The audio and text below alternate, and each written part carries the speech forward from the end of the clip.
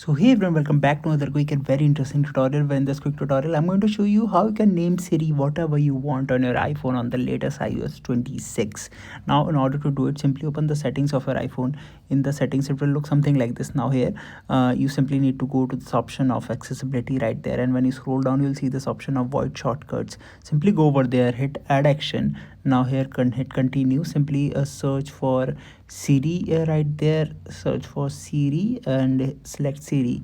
Now write anything that you want to name it. For example, if I write here Rose, and again if I hit continue, let me quickly fix it. Now after I write it, I simply need to pronounce it 3 times. Rose, Rose,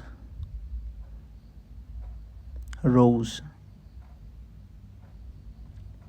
Now if I hit continue and enable the voice shortcuts, if I say Rose, you'll notice that the voice you'll notice that saying the particular word will enable Siri for me. Alright, so that's it for this tutorial. I hope this video will be helpful for you. Make sure to hit the like button and subscribe button for more such helpful and interesting tutorials. See you in the next one. Take care.